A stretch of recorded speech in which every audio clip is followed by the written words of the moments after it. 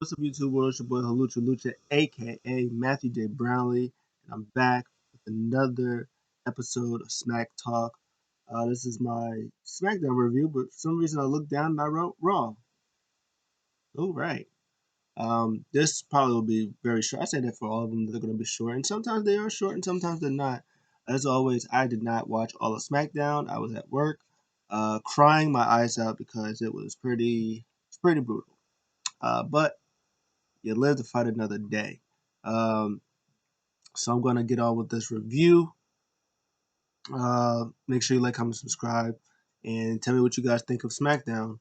From what I saw, from the highlights of what I've seen, I thought SmackDown was pretty decent. Again, I didn't see the actual show, so I don't know if the actual show itself was pretty decent. But yeah, for what I saw, I thought it was the storylines and some of the matches was really good. Um, so I guess its show opened with KO and Roman and Uso, but I'm gonna talk about that a little later because of course they started and they ended the show, so that was the big jam that was there.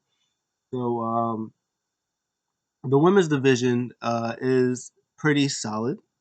You got Sasha Banks, you got Bailey, you have Bianca Belair, and that's technically really all you need. But you also got Natalia, you got Carmella, you have the Riots, Billy Kay, who's been hilarious recently.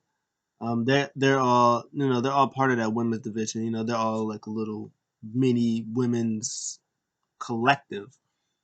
And so you have what's her name, Carmella. You have her, and you have the Sasha thing that they have for their match at TLC.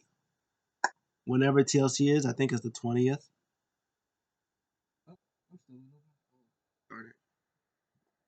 I gotta look at the handy dandy phone book because for some reason my calendar still says November, and it's December, and I gotta learn how to spell. There we go. I found it. Yeah, probably December 20th, which is on a Sunday. So they got time to build it. Carmella was fantastic on here. Um, Banks was pretty much telling Carmella, "Hey, uh, I'm the best. I'm the best of the best. I'm champ. All the good stuff." And Mella was like, "Oh, I know why." And then she was also saying that that how she was two-time Money in the Bank winner, she was former champion, but she always had help or whatever like that. And Mella was like, can't help it. Guys like me. Men always get around me. I like how uh, Sasha Banks said the guy with no chin, alluding to James Ellsworth. That was actually kind of hilarious. But Mella was just pretty much saying, "Oh, you're just jealous because because this was your dream. This is all you wanted to do. You spent your whole life wanting to be a WWE superstar. You trained, did all this stuff to scratch a claw your way up.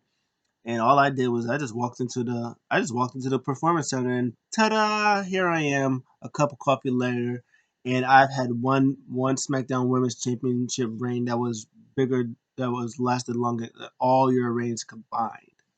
Ew, truth hurts, don't it? I mean, I mean, she's not. I mean, she goes on and say that she's better than her and all that stuff, which on paper, like when you have five reigns, I think Sasha has 5 or 6 reigns. I think she has five. She's a five-time SmackDown. Yeah, no, 6 reigns because she's a five-time Raw Women's Champion and now SmackDown Champion. So she has 6 reigns, and Carmella's one reign that lasted longer than all Sasha's six reigns, even her current reign. I wouldn't say that she's the best, because Sasha is literally the best. Well, Asuka, Sasha, Bailey, those top three right there, right now. But the facts that she was spitting, it was like a dagger, and Sasha Banks was like, "Ooh, I ain't got nothing to say because you right. Ooh, I can't say nothing because you out here spitting the facts." And so that was good for them. I don't know how the match is gonna be, but um, it is what it is. I know Sasha Banks is gonna get a good match out of Carmella. Carmella's not bad when she's with people of of the caliber of like a Charlotte, of a Sasha, of a Asuka, of a Bailey. So she's good enough to know that she gets her own stuff in or whatever like that. So that was good stuff. The match between Bailey and Natalia, that it was there. It was fine. It's just a lot of times, unfortunately, things get cut because of commercial. Like commercial happens, and you don't get to see the bulk of the match. But Bailey taps out to a sharpshooter, which is surprising. Didn't see that coming.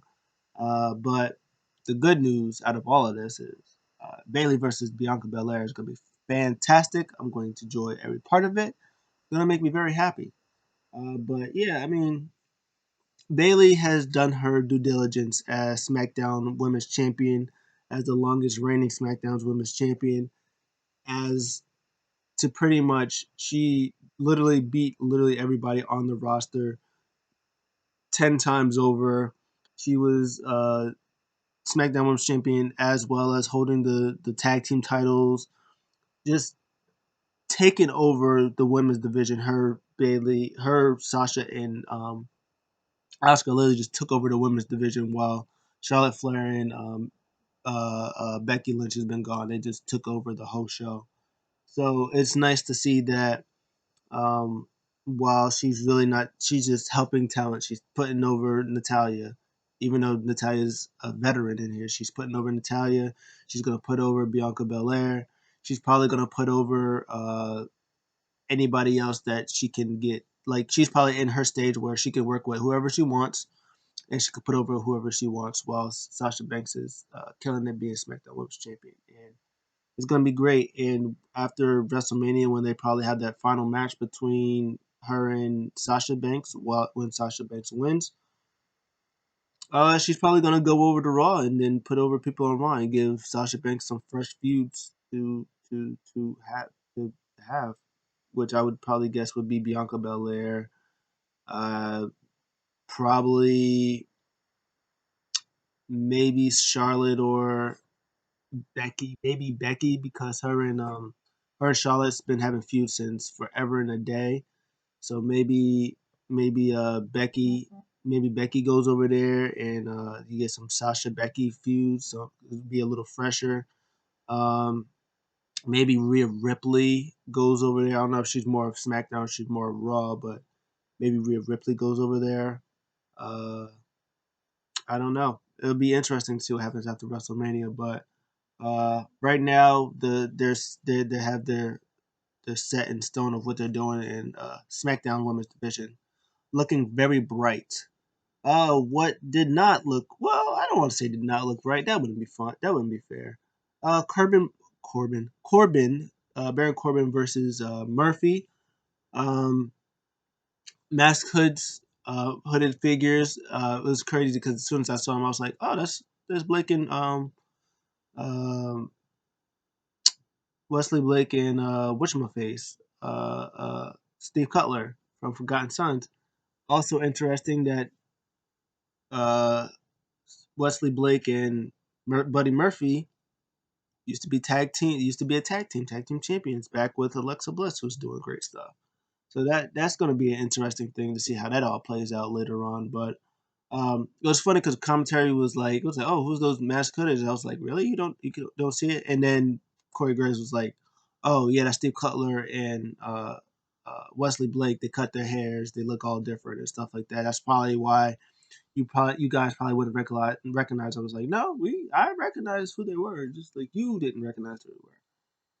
But um, it's another thing in the tag team division. Which is good. You got Wesley Blake and Steve Cutler put themselves way far away from Jackson Riker, which is always a good thing, even if it's with Baron Corbin. I'm pretty sure you're gonna have the Mysterios who's gonna do their thing because they attack them, so that's gonna be a thing. And then you have Street Profits, and then you have Dolph Ziggler and Robert Roode. I'm guessing Shinsuke and Cesaro. So you got 5 teams right now. So I guess they're cooking with grease. You got 5 teams now. So I guess that's better than what you had before.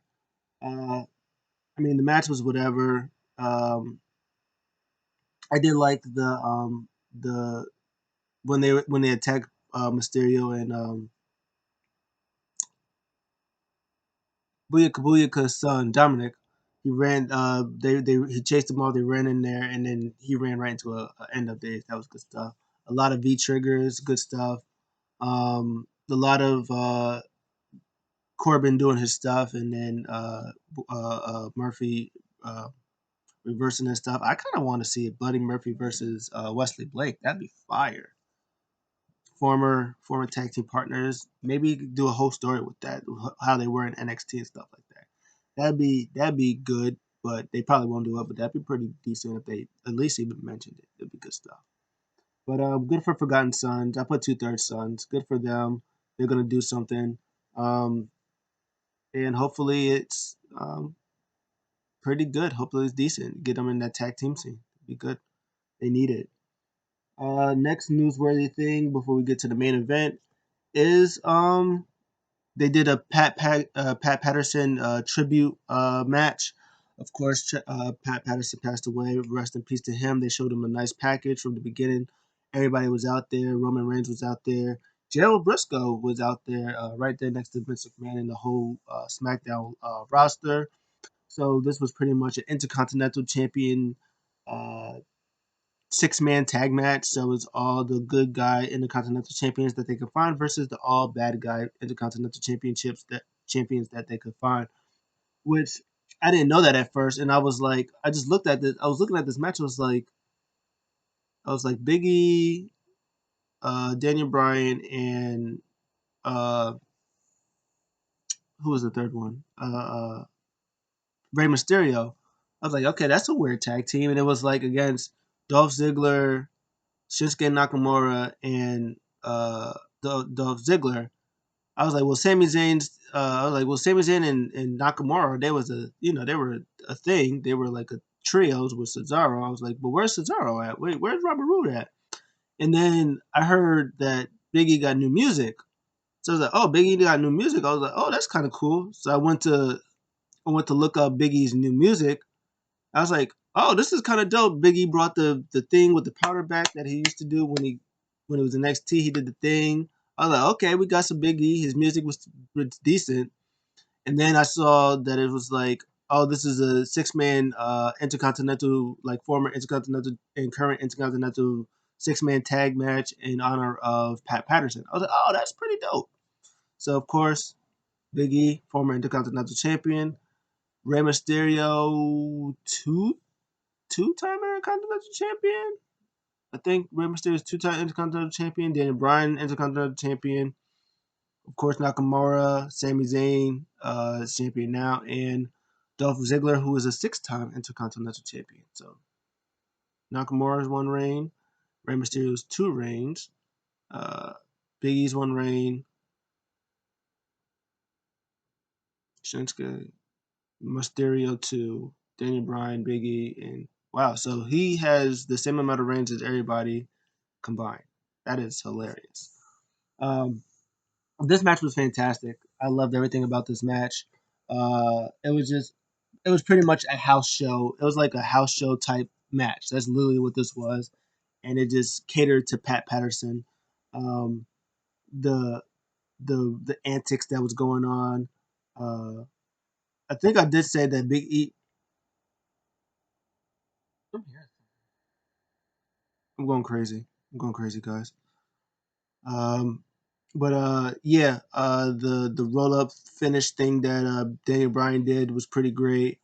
The thing at the end with them huddling up and the babyface huddling up and then going back in the ring, and then Dolph Ziggler was like, "Oh, we're gonna get him 1, 2, 3," and then only Nakamura and Sami Zayn get him, and then they get beat up, and then Dolph Ziggler's like, "Hey, I spotted him," and he turns around and they're all there, and he tries to play like, "Ah, now we're good friends" and stuff like that, and then they all beat him up and stuff like that.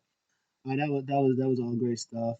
Um, I like I like this match a lot. And of course the stories with Daniel Bryan who pinned Sami Zayn, so they still got their thing with the Intercontinental title thing going on. They have Big E who also has a thing with what's his face Dolph Zig not Dolph Ziggler with Sami Zayn when they did last week. So he was on a winning team. So he was like, oh, maybe I have myself a case, that I want to be Intercontinental champion. And then Rey Mysterio was dealing with Rey Mysterio stuff with Baron Corbin, so he's out the picture. So maybe that could be a thing. And then maybe I don't know, Dolph Ziggler and Robert Roode and Cesaro and Nakamura, they can do a thing where they interact because hey, you try to play us you try to play us or whatever like that. You try to get us beat up, and then look what happened, and maybe they can do a tag team thing. So I don't know. There's a lot of tag team options going on, and I like all of it because I do like tag team wrestling. It's great stuff. And then finale.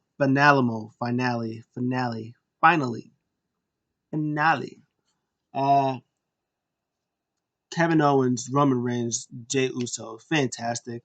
They pretty much open the show. They're talking about who about Roman pretty much owning everybody. The thing with KO, when he asked him if he's scared of KO, KO asked Roman if he's scared. Of course not. It's Roman Reigns. He's the big dog. And then he comes out, challenges him, and then Jey Uso, of course, so he so much loves his cousin Roman. He wants to get in his good graces of Roman, but for some reason, just keeps putting his foot in his mouth. He was like, "Hey," Kevin Owens was like, "Hey, how about a match against me? How about we have it tonight? Oh, you don't want it tonight? Oh, okay, that's cool. How about we have it TLC in the TLC match?" And Jay was like, "Yeah, he accepts. He's gonna do it. He got it." And then uh, Roman just looks at him a little bit, and then of course, Paul Heyman was like, "What are you gonna do? No!" But Roman's like, "Hey, I taught my cousin well. Hey," he said, he's like, "I don't back down for a challenge." He said that we're gonna do it, so that's what I'm gonna do. And he was like, you trying to goat me?" He was like, "No, I'm not gonna do that. There's a lady here. How disrespectful? You gonna get yours soon?" They all leave, and then of course go backstage, and Roman's like, "Hey, I keep telling you, stop speaking out of term. There's gonna be consequences." So consequence number one, tag team match, Kevin Owens and Otis versus Roman Reigns and Jey Uso. Jey Uso comes out by himself. There is no Roman Reigns, so of course that means Jey Uso is going to get his ass handed to him by himself for the majority of the match. And then he comes out. Jey starts getting the momentum for himself. And then of course Roman Reigns comes out because why not? And then he just like straight beats up Otis. He Superman punches to beat him up, and then starts beating him with a chair. And I was like, how is this not illegal? Like, is the ref like turning the blind eyes? Like, you're not supposed to hit people with chairs. Whether either man is not legal or not, you can't hit somebody with a chair. That's just not how it works. But apparently, that's how it works. Maybe because it's Roman Reigns. And then Kevin Owens started to beat up Roman Reigns a little bit. Jey Uso comes in and there, boom, super kick to the face. And then they get the upper hand or whatever. Roman Reigns beating him up. He's telling Jay to start beating him up. He tries to get the upper hand or whatever like that. Jey Uso catches him. And he's about to go up to the top rope, hit a splash. Roman said, "Bro, if you don't get down." He's like, "Bro, I'm head of the table. This is my show. I get the glory. I'm Roman Reigns. Get down, tag me in. I get the win. We all go home happy." And then Jey Uso's like, "But whatever." And then he picks him up instead of just tagging him in like he said the first time. Picks him up, tries to tag him in. No, Kevin Owens, boom, pushes him out the way, catches Jey Uso, try to super kick him. No, boom, stunner. And then he pins him 1, 2. No, Roman Reigns breaks it up, and then he locks the guillotine on him and disqualification. So Kevin Owens wins by DQ. And then they start beating him with chairs. They're both out here beating him with chairs. Chair beat down. Yeah, beat him with chairs. Beat him with chairs.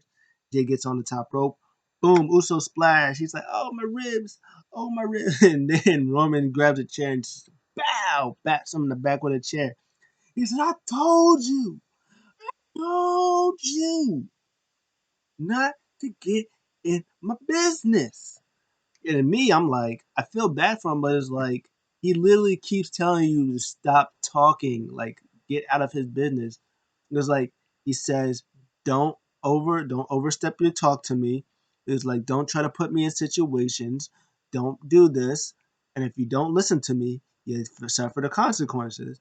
And Jay Uso keeps speaking for Roman, and he has to keep suffering the consequences. It's just the thing. It just happens. It just that's just what it is. And then he gets on Kevin Owens like he's like, you see what you're making me do? You're trying to put me between me and my family. He's like, I'm gonna put you between your family. I'm gonna beat your ass at TLC. That paraphrase. That's what I thought. That's what I think he said. Roman's so good. He's so good. Heel Roman is what we needed. Heel Roman is what we needed since 2015, but it didn't happen. See, this is what's going to separate Roman Reigns from John Cena. Because for the longest, John Cena, we wanted John Cena to turn heel, but they didn't want to never turn him heel because, of course, he's the biggest babyface of the company. He sells all the merch in the world. He does this, he does that. But in reality, is that they had other stars just as big as John Cena, but they decided not to push stars just as big as John Cena. So they kept feeding us John Cena, and he kept going down the jokes just for the point where we were just like, you know what, whatever, it is what it is. And then they tried to do the same thing with Roman Reigns. It's like, oh, he's our biggest merch seller, da da da da. The kids love him, blah blah blah blah. And then it would have just been a thing where it's like, no, we're gonna just keep hating him. You're not gonna be John Cena. And then smart move, they turn him heel, and it's the it's so good. This is us the best. It's the best. Mafia reigns. So good. And then when Jey Uso finally fully 100% commits, turns, and fully gets behind Roman Reigns and gets his brother Jey Uso with him, that gets behind Roman Reigns. That was gonna be magic. It's going to be magic. And then Roman Reigns is probably going to stay champion forever until probably Drew McIntyre. I don't know, but it's gonna be fantastic. I'm gonna love it all. Jimmy Uso is gonna come back, and it's gonna be the greatest thing ever. It's gonna be great. I'm gonna love it. This show for me was a minus, just for Kevin Owens, Roman Reigns, and Jey Uso just stealing. Like Jey Uso has been the it's like main event status right now, and it's like well SmackDown main event status right now. And it's like you don't even bat an eye. It's like Jey Uso's so good at what he's been doing right now. It's like we put Jey Uso in the main event. It's like, yeah, we like Jey Uso. We put Jey Uso in the main event. Yeah, he's good enough being the main event. He can beat anybody. Yeah. We like all those. And Roman, of course, is Roman Reigns. He's the greatest. Kevin Owens, the greatest. His commentary. His I kind of I kind of wanted to go. I hope it goes into Royal Rumble. At first, I thought that Kevin Owens was going to just face him for this one off at TLC, and then Daniel Bryan would, get into the swerve into that. But if they have a thing where they might keep Daniel Bryan in the IC title picture, maybe they put him in the IC title picture for Rumble and Thingamajiggy, Rumble and TLC, and then maybe you have Reigns versus Bryan at WrestleMania, which would be another match. Would be yes, we like all those. So I don't know. I don't know what happens, but all that segment was good. The 6-man tag with the Pat Patterson thing, fantastic. Big E's new music I think is actually really really good too. Bailey versus Natty, it was there. I didn't really care for it, but Bianca Belair versus Bailey, that's something I'm into. Again, Corbin Murphy, it's a forgotten, but I do like the Forgotten Sons are there. They're good. They're doing something with them because they're really really good. So I'm glad for that. Hopefully Otis gets some stuff in. Maybe him and Chad Gable will be a tag team. Who knows? And of course, again, Mella is money. So yep, A minus for me. What you guys think? Let me know in the comments. I'll see you guys in the next one. I'm out.